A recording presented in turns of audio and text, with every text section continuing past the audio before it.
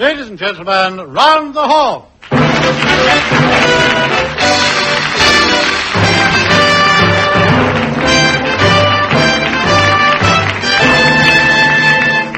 And here now, our special guest, who has flown all the way from Montenegro to be with us tonight, Siffleuse extraordinaire, Gladys Mavrocordato. Hello, and welcome to the show.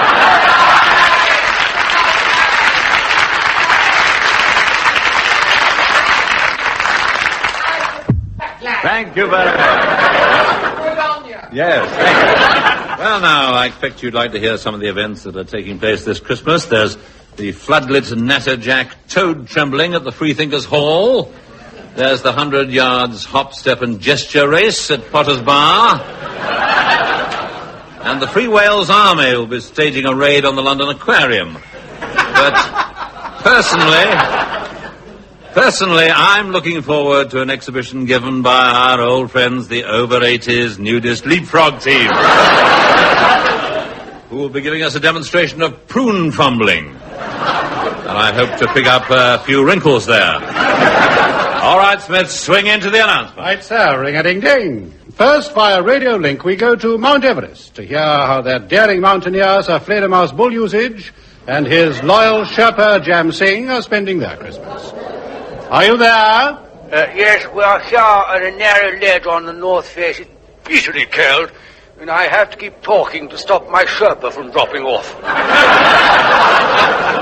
We've poured flaming brandy over the pemmican and twined holly round our pitons. And now we're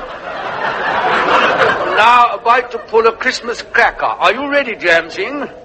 Wake up, man, wake up. Yes, I am waking. I got chipped. I got the chapped chapatis. All right. Right, now here, take this cracker. Yes. All right? Yes. Pull! Oh, good, I got a lovely little plastic novelty. And I've got the paper.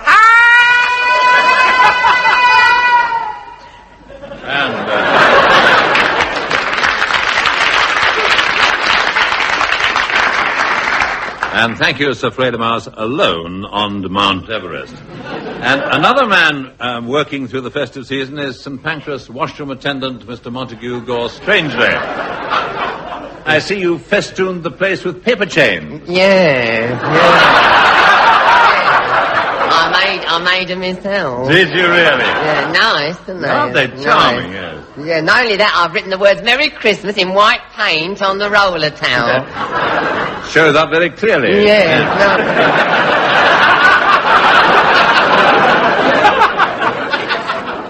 And I left Mr. Gore Strangely secreting threepenny pieces in the bars of soap and looking at the cheery greetings on his walls.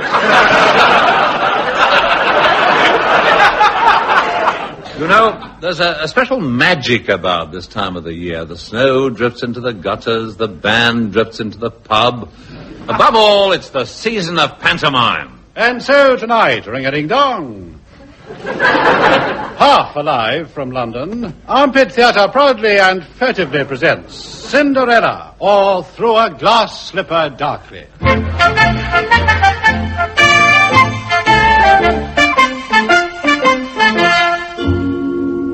The scene opens on a village green. The villagers dance about gaily, the footlights lighting up their feet, and the spotlights lighting up their spots.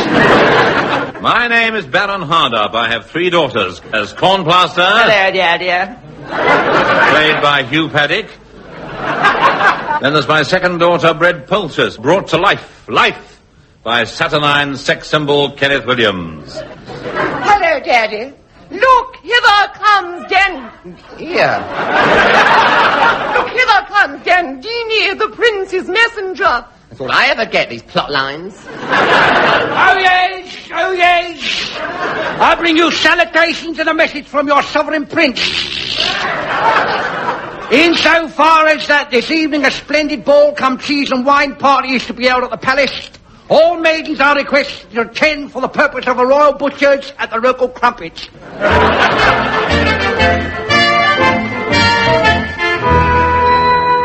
Meanwhile, back at the kitchen range is my third daughter, Cinderella, played by swarthy, guttural ex-bomber pilot Betty Marsden. She sits among the cinders, a rosy glow on her cheeks.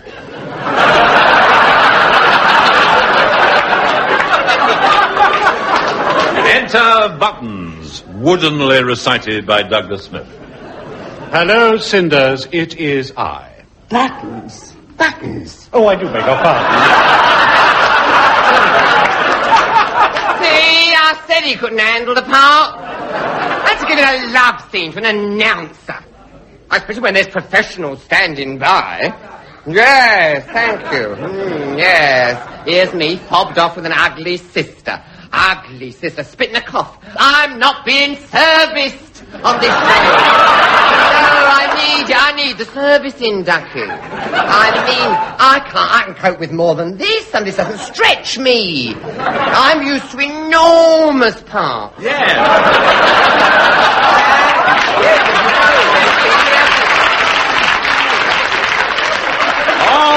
All right, you can play Buttons as well. Oh, good. But I say, sir, Mummy was listening specially. Oh, shut up, Cliff. Shut up. Yeah, Cliff, go on, away. get out. Now then, re-enter Button. Hello, Cinders, it is I, Cinders, Cinders. That's the way it ought to be played, you think. With a feeling. He makes it sound like 10 o'clock news, he does. Notice the timbre in my voice, you see. I can reach right to the back of the hall with me timbre, if I really try. And without your artificial aids, Ducky, I can tell you things make your ear curl. That'd be a miracle, too, wouldn't it? Oh, what a shame you cannot go to the ball tonight, Cinders. I know, Buttons, and yet my two ugliest sisters are going. Be not gloomy. I will cheer you with a song and a smile. We're gonna hang out watching on the sea-free light. Have you any dirty watching? Here, hang on. Hang out the washing. Just how old is this script? Well, what's the matter now? I thought the pages were a bit yellow. Look at these jokes. Here, page 10. I hear Masso's just invented a new tank. Got it written here. 4 gears, 1 forward and 3 reverse. Oh, shut up. It's all very well for you. You haven't got to read it. Look, ration books, gas masks, fire watching. I can't read these. Very well. Let's leave the kitchen. I should think so. Masso, indeed. Disgrace. The transformation scene. Nice. The lights dim, the music swells, the stage revolves, revealing to our astonished gaze, we're back in the kitchen again. Cue sax. Everyone has gone to the ball. Cinderella sits alone amongst the cold grey ashes, weeping softly and playing her saxophone. And hardly had she finished when a wrinkled old crone appeared in a twinkling. Hello, old crone. Let me help you off with your twinkling. How kind of you, child. I am your fairy odd mother. There's a typing error. They missed out the G. Oh, yes. G, I am your fairy odd.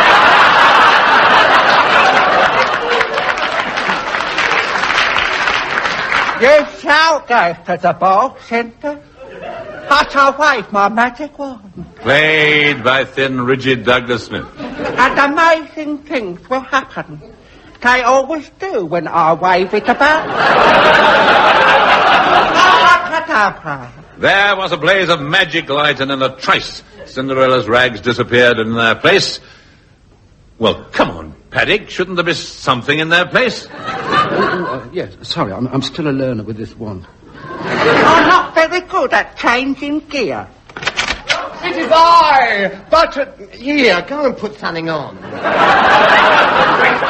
It's not my fault. Me wand's jammed in second. There, that's better. Abracadabra. There. A shimmering silken ball gown studded with rhinestones. How lovely you look. Oh, silken ball gown. Yes, it's me. Oh, thank you, Teddy. Thank you, Teddy. godmother. Now I can go to Listen, the... I should be wearing that. This wouldn't fit you. Look at you. Great rippling deltoids. Fists like smoked hams. You wouldn't get anyone kicking Sandy Betty Marsden's face. Now me, you see, I'm more your lithe, boyish type. Yes, I shall play Cindy. Look, I'm not standing for this. No. I'm currently starring in Bride of the Swamp Monster. I've got billing over the title. All right, Betty, all right. But you know what he's like. You see, our seat's made up to you, don't worry. I don't know why you're buttering her up. She's in the twilight of her career, she is. I've seen her in Bride of the Swamp Monster, and she don't wear makeup. You're only jealous.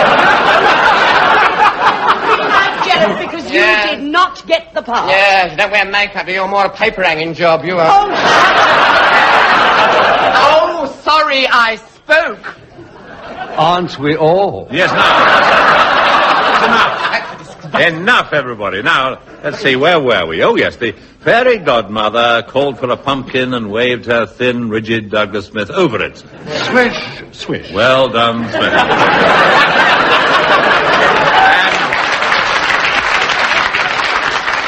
And amazingly, the pumpkin turned into a coach. And after that, she took 4 white mice, also played by versatile Douglas Smith.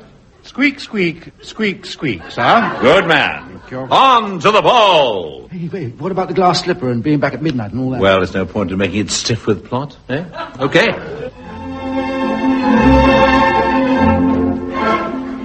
As Cinderella entered the ballroom, the prince saw her and started. The crowd around pretended not to notice. Before long, Cinderella and the prince were dancing together. The music swelled, tales from the Vienna woods floated upon the midnight air. So anyway, dearie, you got me behind this tree in the Vienna woods. So I said, if you think I'm that sort of girl... Right. Laughter!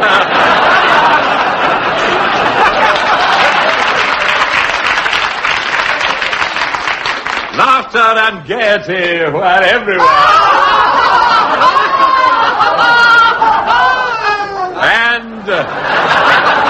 And joy knew no bounds. They had to throw her out in the end. Suddenly, the clock struck. Bong, sir. You get around, don't you, Smith?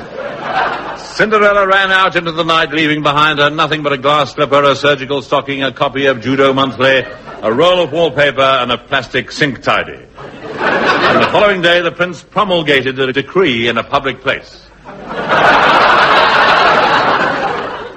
Oh, yes.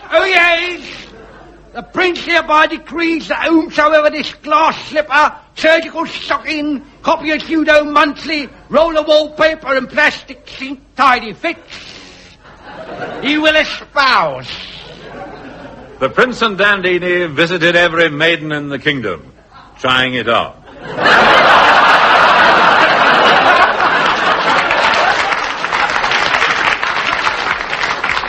Finally, they came to my own abode, hard up. Ooh.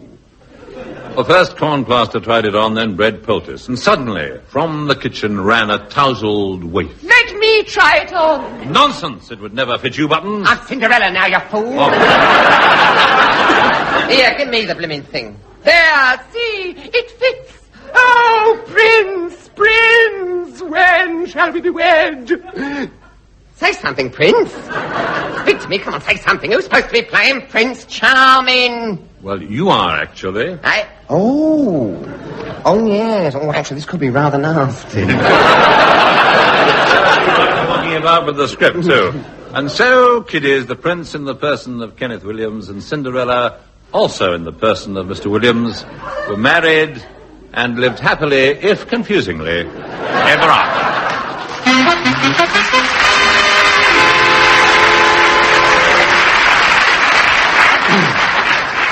Now, every year at this time I like to hold a party, but unfortunately the party I had in mind got a modelling job at the last minute. It was at the Merchant Seamen's Hospital, so I decided to invite a few friends round, and to help me with the arrangements I had Daphne Whitethigh. Now, first, Why not? A non-alcoholic punch. Tasty, but not inebriating. Here's my recipe. Marinate some cenopods in elderberry wine. Add a pint of prune juice, some rhubarb essence, and fig extract to taste.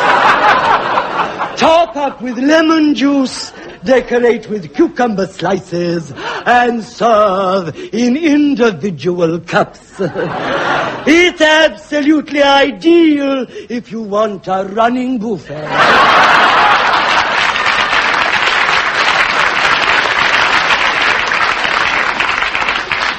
Yeah, should make the party go all right. Thank you, Daphne Whitethigh.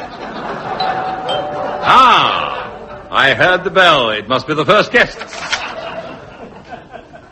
Madam Osiris wishes you the compliments of the season and brings you lots of luck and many roses. Oh, Madam Gnome Clencher, let me take your hat, your coat, and your crystal ball. Thank you. And if you want to prognosticate, you know where it is. Right here on the hall stand. I'm afraid I haven't brought you a present, but I'll give you a quick shufty up your zodiac.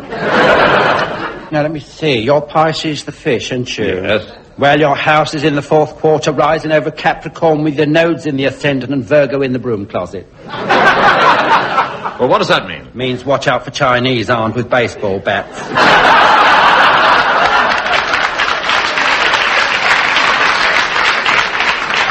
Thank you, Madam Osiris. Oh, don't thank me, dear. It's all in the stars.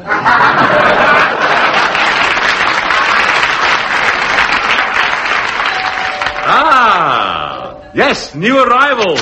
Hello. Why? Charles. Alone? Where's Fiona? She's gone, Mr. Horne. Gone. You mean lost? Not lost, gone. She left this note here. Read it. Q, when is a door not a door? A, when it's ajar. Why should she say that? That's from her cracker. The note's on the other side. Oh, I see. Now, what does she say? Darling Charles. It's all over, my darling. I'm breaking it off. It could never be, my darling.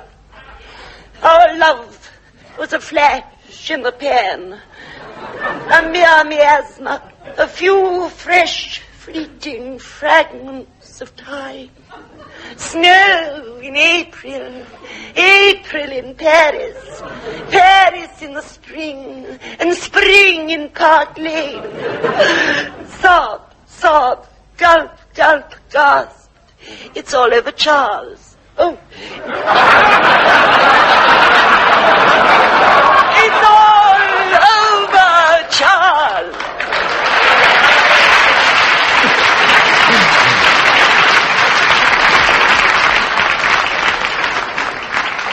She writes very small, doesn't she?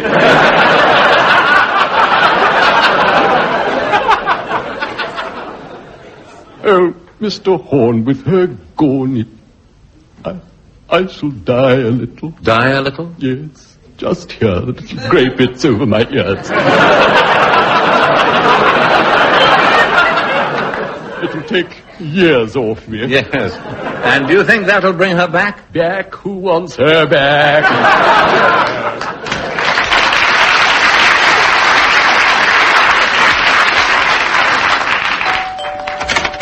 Hello, it's Rambling Sid Rumpo. Oh, hello, me dearie.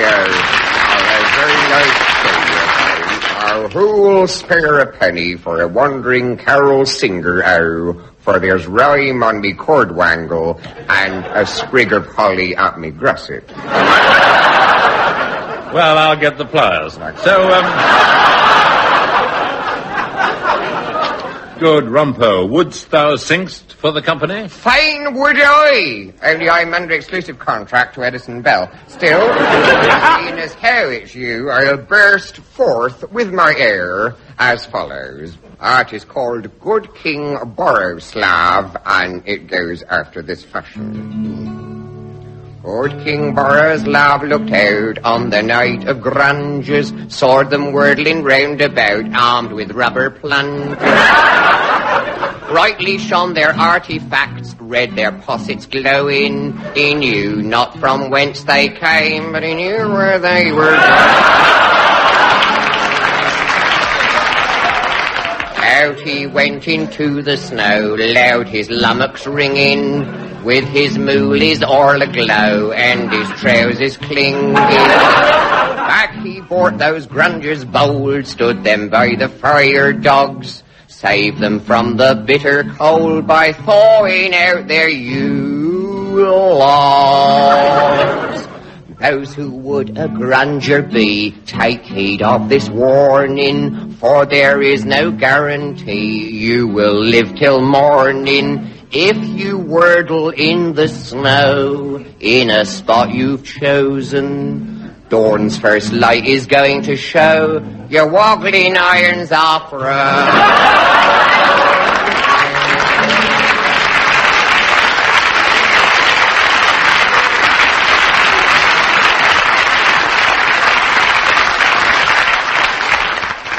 And thank you, Rambling Sid. Well, yes, sir. Very nice of you to have me. Well, now, while he was singing, two other guests arrived, listened for a moment, and headed straight for the cloakroom. Cause and effect, I suppose. I think they're still in there. I'll just check. Hello, anybody there? Oh, hello, I'm Julian. This is my friend Sam. Oh, yes. Oh, hello, Mr. Orr. Nice to bother you, jolly old Deke again. Thank you. Yeah, we'll be out as soon as Jules finished doing his raya. Takes him hours combing it so the join don't show. You swore you'd never mention it. You're so vain. Ah, who's talking? Puts hormone cream on his knees, Mr. Orr. Yes, you do too. And anti-wrinkle cream on your elbows. Well, if you've got good points, you might as well look after them. But at least I don't wear a piece. I'll give you a piece.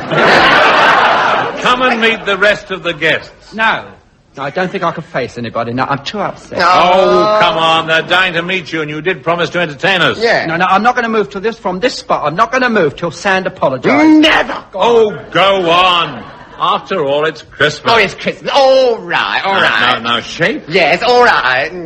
There we are. There, good.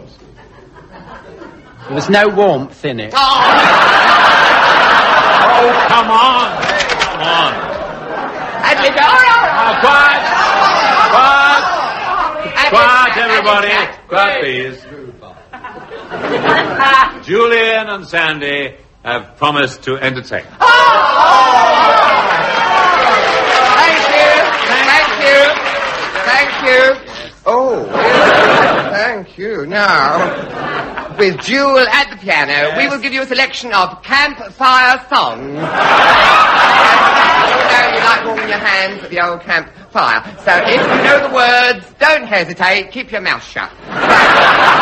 Jewel? Yes? Ready? All allow your lappers on the Striller's boner. Oh, trust me. Trouble, I do. And here we go.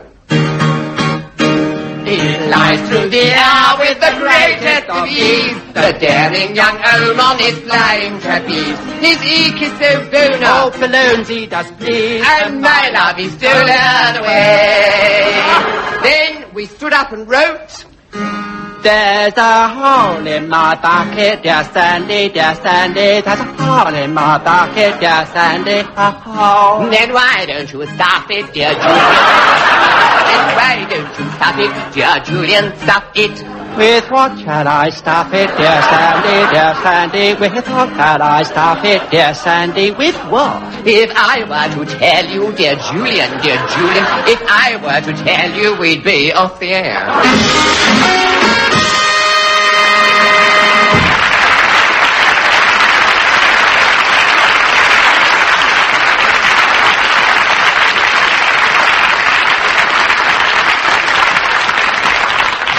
Well, that's it, and if we've managed to raise a smile this Christmastide and helped you to forget your troubles for half an hour, all I can say is you must be particularly easy to please. Thank you!